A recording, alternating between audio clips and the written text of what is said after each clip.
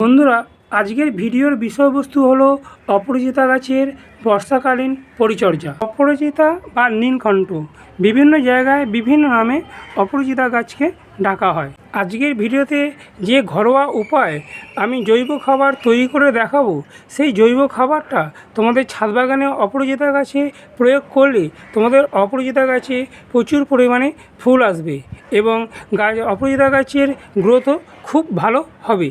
এবং যেসব অপরাজিতা গাছে কুঁড়ি হলুদ হয়ে ঝরে পড়ে যায়, এই খাবারটা প্রয়োগ করার ফলে একটা কুঁড়িও হলুদ হয়ে ঝরে পড়বে না।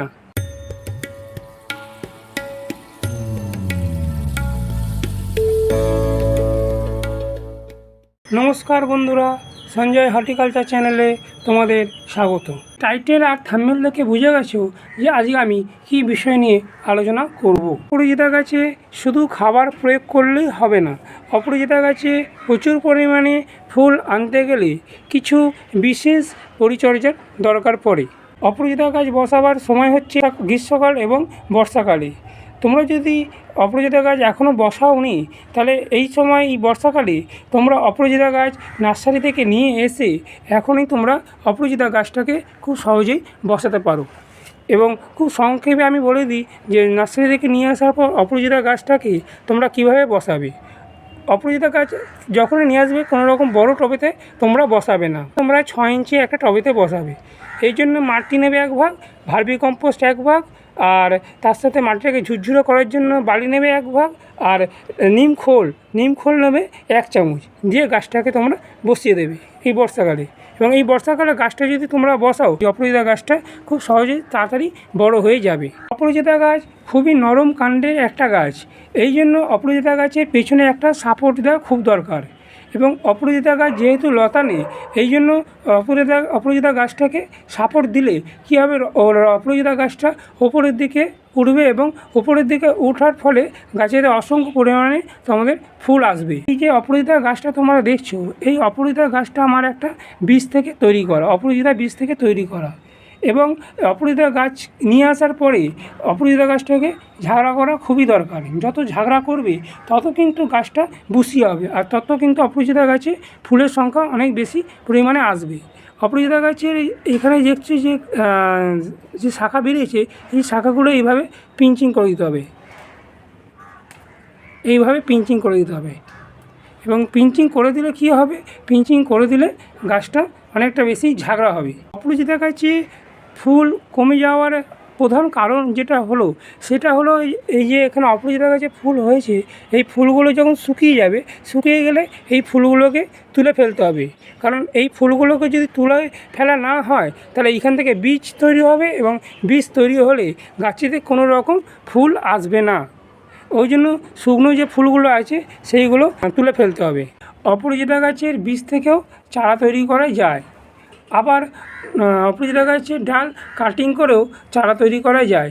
এই ভিডিওতে আমি কিভাবে ডাল কাটিং করে চারা তৈরি করতে হয় সেটা আমি দেখিয়ে দেবো। অপরাজিতা গাছের 2 রকম ভ্যারাইটি হয়, একটা হচ্ছে সিঙ্গেল প্যাটার্ন আর একটা হচ্ছে তোমাদের ডবল প্যাটার্ন।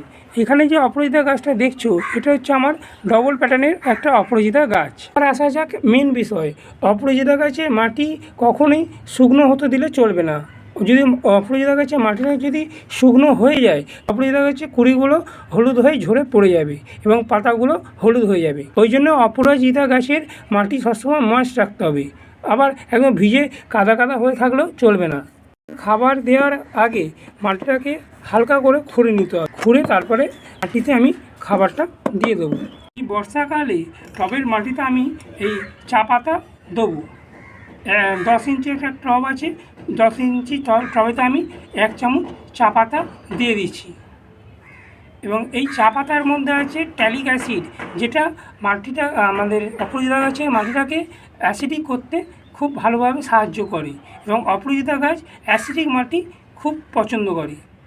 এবং এই চা পাতাটা বর্ষাকালে এই সময় 2 বার করে দিতে হবে, কারণ এই সময় প্রচুর পরিমাণে বৃষ্টি হওয়ার ফলে মাটিটা ক্ষারীয় হয়ে যায় এবং এই চা পাতাটা যদি আমরা টবের মাটিতে দিই, টবের মাটিতে দিলে যেহেতু এই চা পাতাটার মধ্যে ট্যালিক অ্যাসিড আছে এবং ওই জন্য টবের মাটিটাকে অ্যাসিডিক করতে সাহায্য করবে। এই চা পাতার মধ্যে আছে প্রচুর পরিমাণে নাইট্রোজেন, যেটা অপরাজিতা গাছের পাতাকে সবুজ করতে সাহায্য করবে। অপরাজিতা গাছের মাটিটা যদি অ্যাসিডিক না হয়, যদি ক্ষারীয় থাকে, তাহলে অপরাজিতা গাছে যতই তোমরা খাবার দাও, অপরাজিতা গাছ খাবারটা গ্রহণ করতে পারবে না।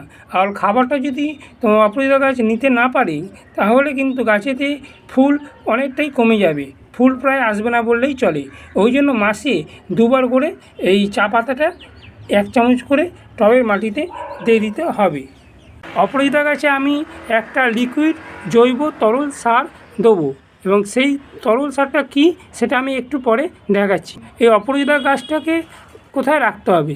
এই অপরাজিতা গাছটাকে যেখানে দিনে 6 থেকে 7 ঘন্টা রোদ্দুর আসে, এরকম জায়গায় রাখতে হবে। আর যেহেতু এখন বর্ষাকাল, এখন তো রোদ্দুর প্রায় হয় না বললেই চলে।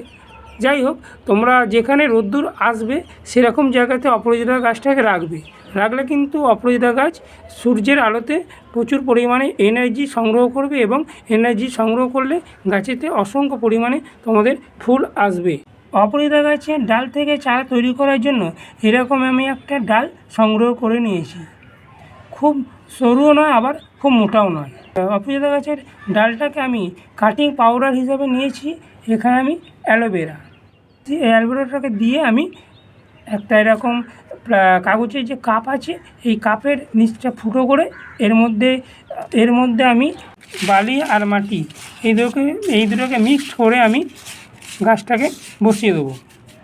আর আমি এখানে বালির পরিমাণটা একটু বেশি নিয়েছি, কারণ বালির মধ্যে যদি আমি কাটিংটা লাগাই অপরাজিতা গাছের ডালটা, তাহলে এই বালির মধ্যে খুব তাড়াতাড়ি শিকড় গজিয়ে যাবে। ওই জন্য বালির পরিমাণটা আমি একটু বেশি নিয়েছি। এখানে দেখো অ্যালবেলার যে টুকরোটার মধ্যে আমি এই অপরাজিতা গাছে ডালটাকে পুরো ঢুকিয়ে দিলাম। ঢুকিয়ে এখানে যে তোমার বালি আর মাটি তৈরি করেছি এর মধ্যে, কাপের মধ্যে, এর মধ্যে আমি এটাকে বসিয়ে দেবো। মোটামুটি 1 মাসের মধ্যে এই অপরাজিতা গাছে থেকে একটা চারা আমি পেয়ে যাব। অপরাজিতা গাছের ডাল থেকে যে আমি চারাটা তৈরি করব, চারাটাকে আমি মোটামুটি এটাকে কোনো রকম বৃষ্টির জলে ভেজালে চলবে না, এটাকে আমি ছায়াযুক্ত জায়গাতে রেখে দেবো। এই জৈব লিকুইড তরল সারটা তৈরি করতে এখানে আমি নিয়েছি পাকা কলা খোসা, আর তার সাথে নিয়েছি আমি ঘুঁটে।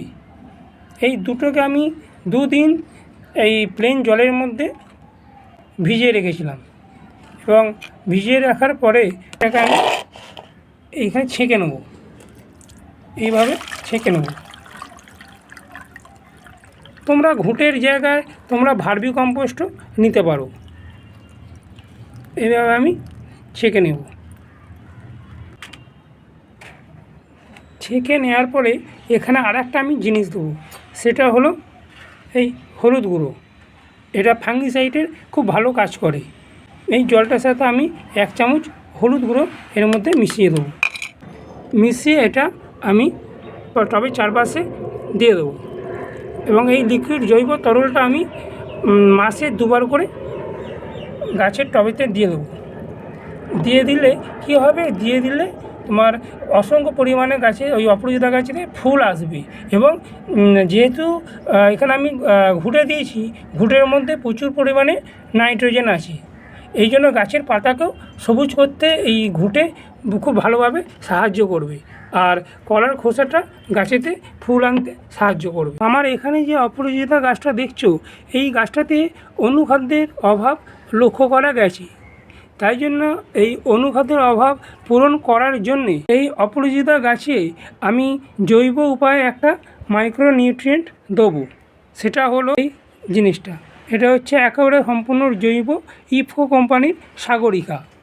5 ml মতন 1 লিটার জলেতে এটা দিয়ে দিতে হবে, দিয়ে গাছেতে স্প্রে করে দিতে হবে। এবং এই অনুখাদ্যটা স্প্রে করতে হবে সকালের দিকে কিংবা বিকেলের দিকে, সূর্য চলে যাওয়ার পর। দুপুরের দিকে রোদ্দুর যখন থাকবে তখন কিন্তু স্প্রে করলে চলবে না, এবং গাছটাকে আমি পুরো স্প্রে করে দেবো। অনুখাদ্যটা মাসে 2বার করে অপরাজিতা গাছেতে স্প্রে করতেই হবে, কারণ অপরাজিতা গাছের যে এরকম যে লক্ষণগুলো দেখা যাচ্ছে, যে পাতা হলদে হয়ে যাচ্ছে, ফ্যাকাশে হয়ে যাচ্ছে, এইগুলো সবথেকে যে প্রবলেমটা সবথেকে বেশি হয় সেটা হচ্ছে অনুখাদ্যের অভাবে। ওই জন্য মাসে 2বার করে অনুখাদ্যটা এই অপরাজিতা গাছের স্প্রে করতেই হবে। স্প্রে করলে কোনো রকম এই যে গাছে যে হলদে ফ্যাকাশে হয়ে আছে গাছের পাতা আর হলদে দালে আর হবে না। অনুখাদ্য দেওয়ার 2 দিন পরে গাছেতে একটা কীটনাশক স্প্রে করতে হবে। এখানে দেখো যে এই কীটনাশক, এটা হচ্ছে কাকা। এই কাকাটা হচ্ছে একটা জৈব কীটনাশক। আমার গাছে দেখো পাতাগুলো কীরকম কুঁকড়ে গেছে, মাইট থ্রিপসের অ্যাটাকের জন্যে। ওই জন্য অনুখাদ্যটা দেওয়ার 2 দিন পরে আমি গাছেতে এই কাকা যে জৈব কীটনাশক সেটা 1 লিটার জলে 30 ফোঁটা দিয়ে সন্ধ্যের দিকে পুরো গাছটাতে স্প্রে করে চান করিয়ে দেবো, এবং এটা মাসে 1বার করতে হবে। গাছেতে এরকম পাতা যে কুঁকড়ে যাচ্ছে, এই কুঁকড়াবার লক্ষণটা দেখা যাবে না। বন্ধুরা, যেহেতু এখন বর্ষাকাল চলছে, এই জন্য ফাঙ্গাসের আক্রমণটাও গাছেতে অনেক বেড়ে যায়। ওই জন্য গাছেতে ফাঙ্গাস হোক বা না হোক, মাসে 2বার করে যে কোনো ফাঙ্গিসাইড গাছেতে স্প্রে করতে হবে। সেটা সাপ হলো বা ব্যাবিস্টন হলো, 1 লিটার জলে 2 গ্রাম দিয়ে সকালের দিকে কিংবা বিকেলের দিকে গাছেতে স্প্রে করে দিতে হবে এই বর্ষাকালেতে। এতে কোনো রকম ফাঙ্গাসের অ্যাটাক হবে না। বন্ধুরা, এটা গেল বর্ষাকালে অপরাজিতা গাছের পরিচর্যা বিষয়ে আলোচনা। যদি আমার এই ভিডিওটা তোমাদের ভালো লেগে থাকে তাহলে ভিডিওটাতে একটা লাইক দিও, এবং চ্যানেলটাতে সাবস্ক্রাইব করে আমার পাশে থেকো। এবং লাইক দিলে কি হয়, লাইক দিলে ভিডিও করার উৎসাহ আরও বাড়ে। এবং পাশে থাকা যে বেল আইকনটা সেটা তোমরা প্রেস করে দিও। প্রেস করে দিলে কী হবে, আমি যখন নতুন নতুন ভিডিও আপলোড করব, যাতে সহজেই তোমাদের কাছে খুব তাড়াতাড়ি পৌঁছে যায়। সবাই তোমরা খুব ভালো থেকো, সুস্থ থেকো, এবং প্রচুর পরিমাণে তোমরা গাছ লাগাও। নমস্কার।